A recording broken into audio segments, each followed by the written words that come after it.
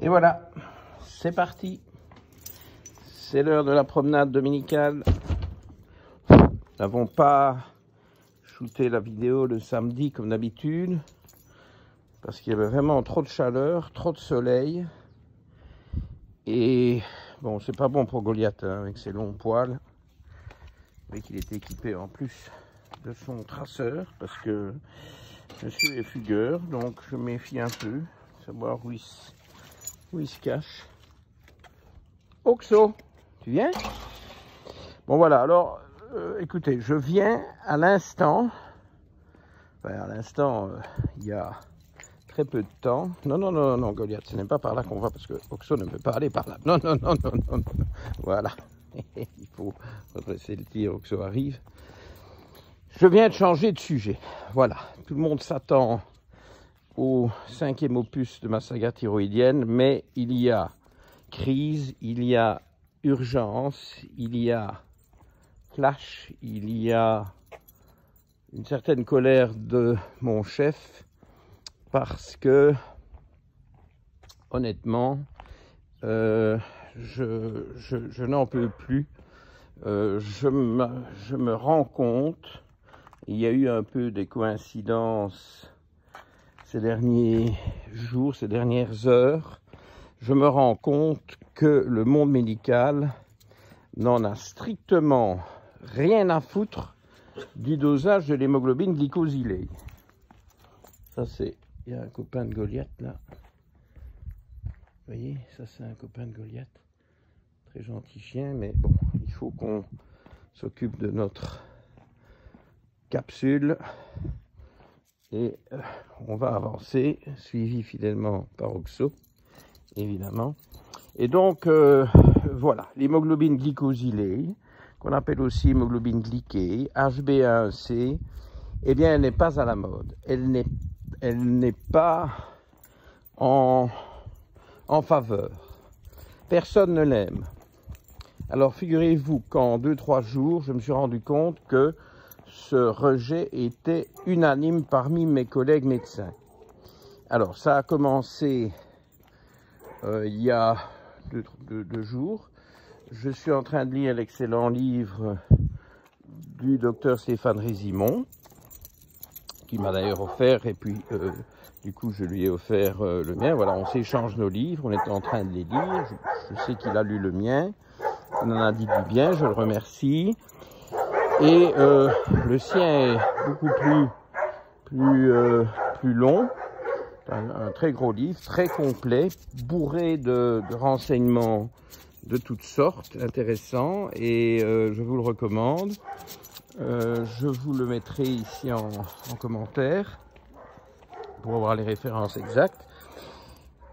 Et en le parcourant, en l'étudiant ces derniers jours, je me suis rendu compte qu'il y avait un point de divergence entre...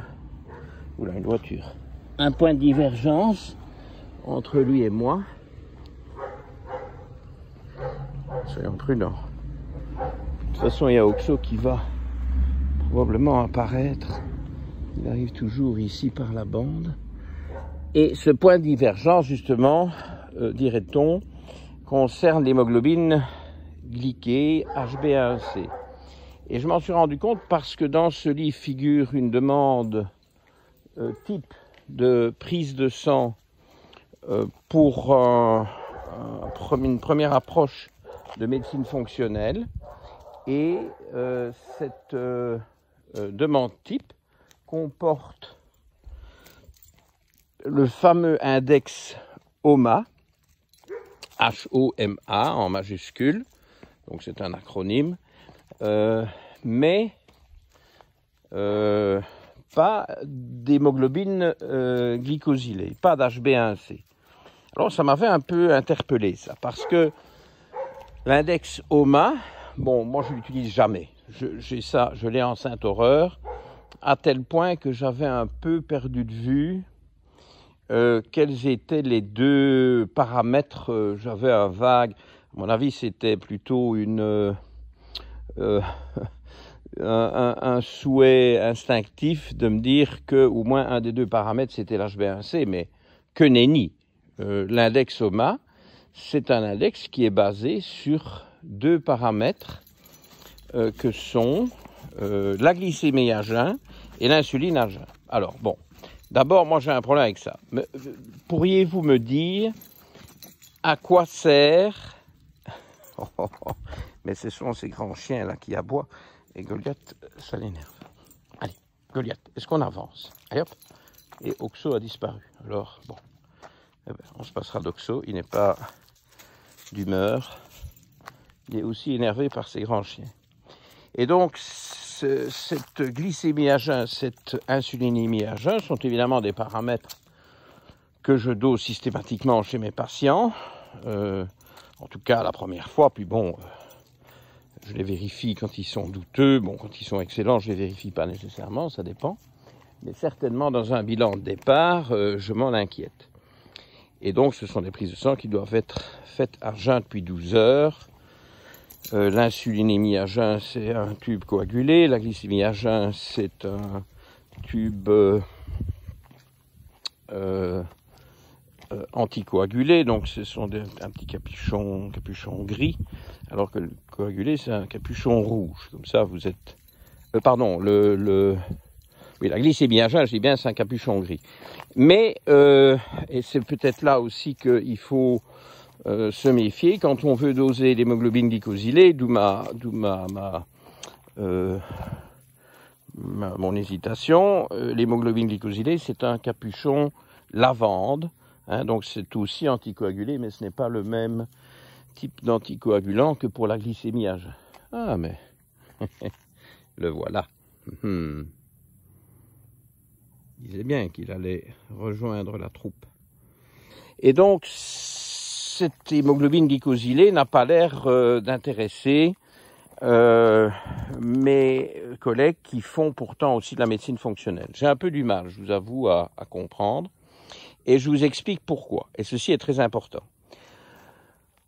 Nous nous occupons, en médecine fonctionnelle, de manière majoritaire, je crois, prépondérante, de toutes ces pathologies qui constituent le nouveau fléau du XXIe siècle et qui ont remplacé les maladies infectieuses, qui est évidemment en vogue il y a un siècle, et puis tout un tas de progrès, notamment d'hygiène, mais aussi de médicaments et d'antibiotiques, etc., font que les maladies infectieuses sont maintenant moins prépondérantes. N'empêche que la récente pandémie, c'est évidemment une infection, mais on ne peut pas dire que les conséquences atteignent les ravages faits par les maladies dégénératives, les maladies chroniques dégénératives, qui sont évidemment la cause principale de mortalité, en commençant par les maladies cardiovasculaires et les cancers, et puis évidemment diabète et toutes ces conséquences fâcheuses, pour ne citer que les principales. Voilà, roulé-boulé. Qui disait que mon chat ne faisait pas des roulés-boulés? Hein? Vous voyez qu'il est... oui. Oh, oui, ça a l'air tellement gai. Oh, et Goliath, évidemment, se manifeste de son côté. Et ce petit arrachage. Oxo, tu viens avec nous? Il y a promenade, il y a capsule. Qu'est-ce que tu nous fais là? Ben oui, le roulé-boulé, j'aurais dû faire plus attention. Et alors, Oxo, tu viens? Oui, mais c'est un bon Oxo, ça. Oh, mais t'es gentil. T'es tout gentil, tout gentil. Très gentil, cela. Et Goliath, n'en profite pas pour remonter, toi. Donc, on s'attaque aux maladies dégénératives. Eh bien, les trois piliers de ces maladies dégénératives chroniques sont bien connus. Tout le monde médical, qu'il soit fonctionnel ou plutôt conventionnel, pour utiliser ces adjectifs. Et Goliath, non. On descend. Non, où vas-tu? Allez. Oh, il est têtu, hein. Il veut aller, vous voyez, vers la grande route pour sentir toutes les petites odeurs qu'il y a là sur la grande route. Mais étant donné qu'Oxo est de la partie, on ne peut pas aller sur la grande route, parce que Oxo ne va pas près de la grande route, c'est beaucoup trop dangereux, c'est très dangereux pour les chats. Je lui ai appris à ne pas aller près de la grande route, et il n'y va pas. Donc il y a une divergence de vue quant au trajet de la promenade.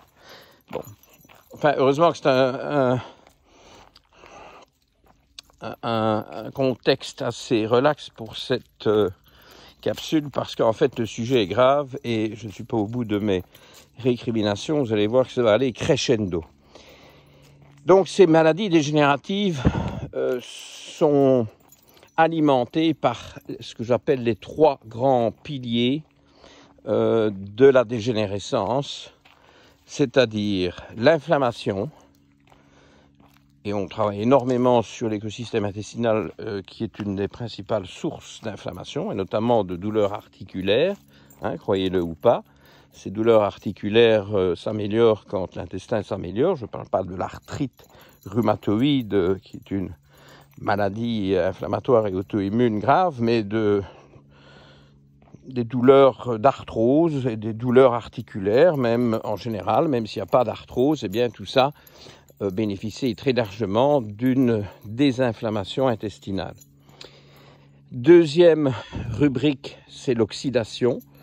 Vous qui suivez mes capsules, vous savez certainement que je suis un obsédé des marqueurs du stress oxydant, hein, c'est-à-dire l'oxydation des lipoprotéines LDL, donc du mauvais cholestérol LDL, la 8-OH-DG, la 8-hydroxydéoxyguanosine urinaire, et le troisième est la myéloperoxydase. Je les teste régulièrement, pas d'emblée chez tous mes patients, enfin en général je teste toujours bien les LDL oxydés, et puis les autres je les teste au fur et à mesure, pour me faire une idée complète de ce qui se passe au niveau de l'oxydation.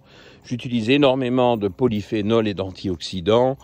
Je fais des bilans très réguliers et très circonstanciés des différents marqueurs, des différents composants antioxydants, qu'il s'agisse d'oligo-éléments comme le zinc et le sélénium, qu'il s'agisse du glutathion réduit, bien entendu, des réserves de protéines soufrées, puisque c'est de ça que le glutathion se régénère, à partir de cela qu'il se régénère, et puis alors les vitamines antioxydantes, comme la vitamine A, la vitamine E, et quoi d'autre dans mes antioxydants, il me semble que j'en oublie. Enfin bon, je suis très vigilant sur tous ces marqueurs d'antioxydants et je les corrige de façon très systématique. Mais il y a un troisième pilier. Tout le monde est d'accord sur l'existence de ce troisième pilier. C'est la glycation. La glycation, d'où l'adjectif hémoglobine glyquée. Hein, l'hémoglobine glyquée, l'HbA1c, constitue un reflet très fidèle de ce phénomène de glycation. Donc, pourquoi est-ce que tout le monde s'échine à explorer l'inflammation, l'oxydation, et qu'on négligerait la glycation? Or, la glycation, si vous voulez un marqueur, c'est l'HbA1c. Pourquoi ne pas le tester? Je m'étonne, je m'insurge, et moi je le teste toujours, sauf quand il est très bon, et alors à un moment donné, je le vérifie, et puis s'il reste très bon, eh bien je ne le teste plus, parce que, il ne faut pas faire d'analyse inutile non plus. Mais ce que je dois vous révéler maintenant, et c'est très très très important, très grave, voilà, Oxo qui est filé dans les blés. Vous allez voir le spectacle qu'il fournit dans les blés. En général, c'est assez cocasse. Goliath, viens. Cette HbA1c peut être trop élevée Je vous rappelle les chiffres, 5,8% est le seuil au-dessus duquel, à partir duquel on parle de prédiabète, et le diabète avéré, bon de type 2, hein, on ne parle pas ici du diabète de type 1 qui survient chez les gens plus jeunes et qui est de nature totalement auto-immune, mais le diabète de type 2 qui correspond à une glycation excessive est marqué par une HbA1c qui atteint 6,5%. Donc entre 5,8% et 6,5%, on a affaire à une dérive du prédiabète vers le diabète. Eh bien, figurez-vous que ces chiffres au-dessus et à partir de 5,8% sont très courants. On en trouve beaucoup et on en trouve notamment chez des patients qui ont des taux plutôt satisfaisants de glycémie à jeun et d'insuline à jeun. Donc on peut très bien avoir une glycation exagérée sans résistance à l'insuline. La résistance à l'insuline se trahit par une augmentation progressive du taux d'insuline. Goliath ne veut absolument pas venir dans cette direction-ci. Donc à un moment donné, je cède. Et c'est pas du tout moi qui mène les promenades. Hein. N'allez pas croire que je décide quoi que ce soit ici. Et donc cette glycation excessive peut parfaitement survenir en l'absence d'une résistance à l'insuline. Tout le monde a l'air de croire qu'on commence par développer une résistance à l'insuline et puis on passe au prédiabète. Mais non, je suis désolé, je suis absolument dans l'obligation de vous déclarer fermement que, même si évidemment ce cheminement est courant, on commence par développer une résistance à l'insuline, le taux d'insulinémie à jeun augmente, et puis petit à petit l'hémoglobine glycosylée augmente, on atteint 5,8%, on entre en prédiabète. Et puis si on continue à faire des erreurs, on va vers le diabète. Mais ce n'est pas valable pour tout le monde. Et un nombre très significatif de patients ont un cheminement différent. Pas de résistance à l'insuline, insulinémie à jeun, si pas correcte, en tout cas pas alarmante, et donc HOMA acceptable, le fameux index HOMA, que je hais, qui ne vaut rien, parce que c'est faussement rassurant. Alors évidemment, si le HOMA est trop élevé, il y a une résistance à l'insuline, d'accord, il y a tout qui s'enclenche. Mais il y a des HOMA normaux, avec des hémoglobines glycosylées pathologiques dans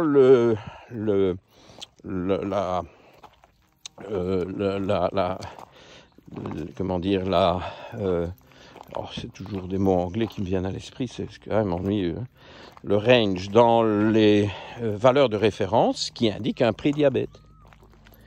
Et ça, c'est très très gênant parce que vous allez rassurer vos patients. Ah oui, l'HOMA est bon, pas de problème, continuez. Continuez avec votre goûter sucré à 16 heures. Et c'est bien ça le problème. C'est cette chrononutrition qui n'est pas du tout sûre. On fait manger du sucré aux gens à 16 heures. Certes, bon, alors il y a beaucoup de gens pour qui c'est tout à fait anodin et ça ne pose absolument aucun problème. Ne me faites pas dire ce que je n'ai pas dit. Mais, on le suggère aussi à des gens qui sont proches ou déjà entrés en prédiabète. Et ça, c'est grave parce que la médecine, c'est primum non nocere, d'abord ne pas nuire. Et donc, qu'est-ce qu'on vient suggérer là aux gens d'aggraver leurs erreurs alimentaires qui consistent à manger du sucre seul. Et pourquoi à 16 heures, me diriez-vous bien, pourquoi à 16 heures? Tout ça pour des histoires de neurotransmetteurs. Bon, je pense pas que je vais remettre des couches aujourd'hui, je m'attaquerai aux neurotransmetteurs dans une autre capsule, parce que là, je vais déjà avoir mes oreilles qui sifflent, hein, et donc on ne va pas exagérer. Mais tenons-nous-en aujourd'hui à la maîtrise de cette glycation, d'un de ces piliers de la dégénérescence et des maladies chroniques. Et pourquoi encourager l'aggravation de la glycation en disant aux gens à 16 heures mangez du sucre? Bon, moi j'ai une théorie qui va offenser beaucoup de monde, mais bon, si vous voulez, je vais être franc, c'est de la franchise ici. Chacun son opinion, je respecte celle des autres. Je demande donc aux autres de respecter la mienne. Et moi je dis, quelque part, une méthode, terme que, si vous voulez bien, je vais mettre entre guillemets, un dogme de chrononutrition qui incite les gens à manger sucré à 16 heures sous prétexte de sérotonine. Moi, je leur dis manger plus de protéines, si vous voulez, de la sérotonine, mais du sucre à 16 heures. Remarquez que, bon, on m'a raconté ça aussi, j'y ai cru, mais je n'y crois plus. Je n'y crois plus du tout parce que une fois qu'on a corrigé tout un tas de paramètres et surtout appris aux patients à ne pas manger du sucre seul et donc à stopper les oscillations incessantes de sa glycémie, et c'est-à-dire à réduire l'hémoglobine glycosylée, à ramener l'HbA1c à des valeurs beaucoup plus satisfaisantes, eh bien on n'a plus envie de sucre à 16 heures. Tout simplement. Et donc pourquoi est-ce qu'il faudrait dire aux gens d'en manger? Par contre, la majorité des gens a envie de sucre à 16 heures. C'est courant, c'est commun. C'était mon cas. Bon, maintenant, plus du tout. Hein, je peux vous dire.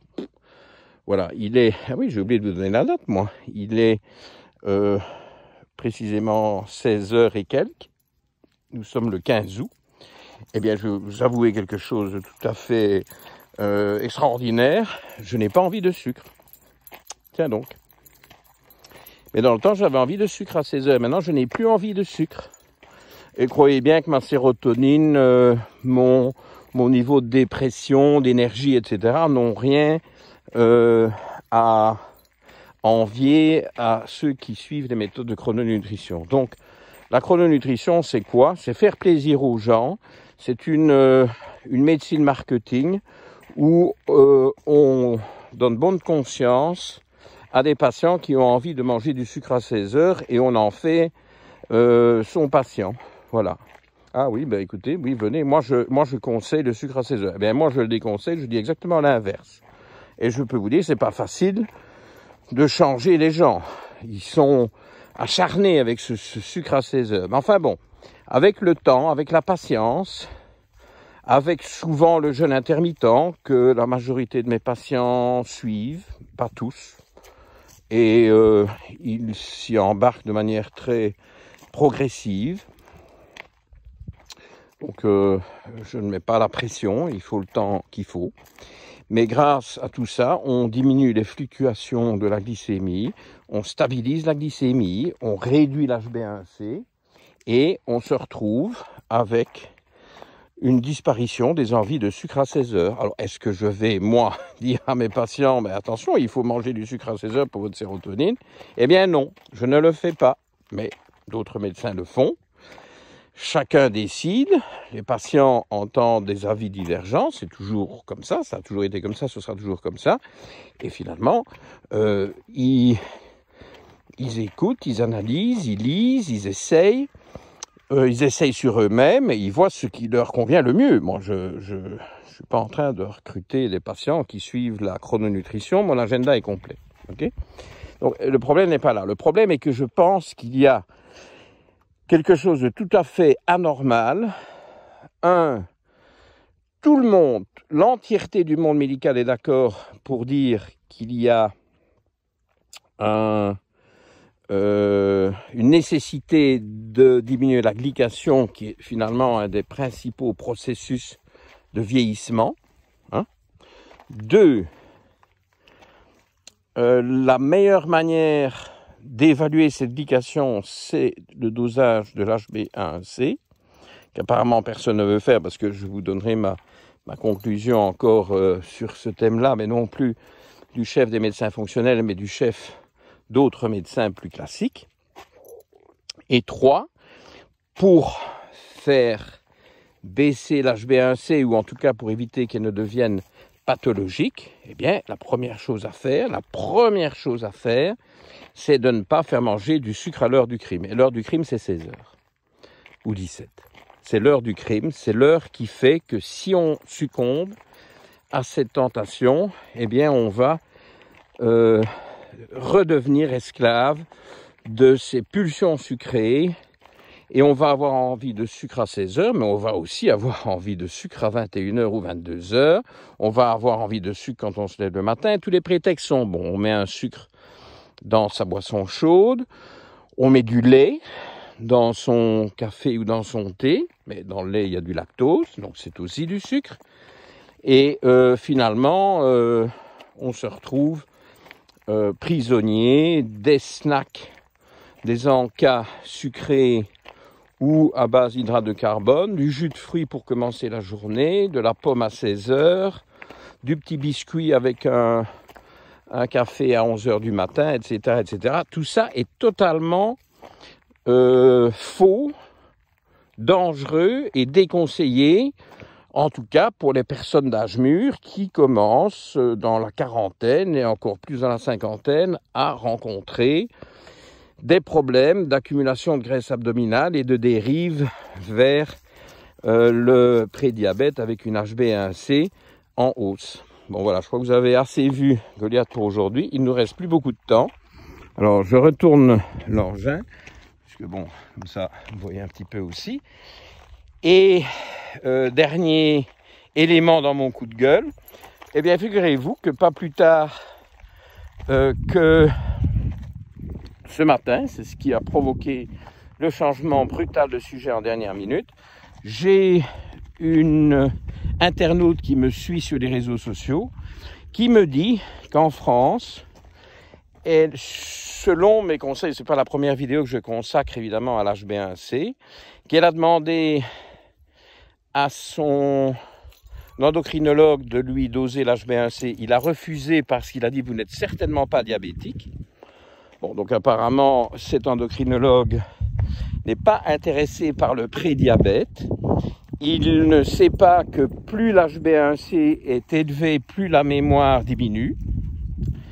Je trouve ça intéressant, moi, la mémoire. J'aime bien de garder la mienne, qui n'est pas trop mauvaise pour le moment. Donc, essayons de rester sur ces bases-là. Et alors, elle s'est tournée dépitée vers son médecin nutritionniste, où elle a été trouvée peut-être un nouveau médecin nutritionniste, et qui lui a dit « Oh, mais votre tour de hanche nous démontre qu'il n'y a certainement aucun problème avec votre HbA1c, donc je ne vous la teste pas non plus. C'est une analyse très bon marché. Personne ne veut la faire. » Moi, ça me met en rage, parce que c'est de la mauvaise médecine tout ça. Ce n'est pas correct. On doit doser l'HbA1c. C'est très facile. C'est très peu coûteux. Alors, qu'est-ce qu'on attend? Je ne sais pas. Expliquez-moi. Faites-moi les commentaires. Dites-moi pourquoi. Et je suis un peu en colère. Bon. Enfin, revenez vendredi prochain. Je serai probablement plus calme. Allez, je vous remonte une dernière fois Goliath. Et je vous laisse. À bientôt. Au revoir tout le monde.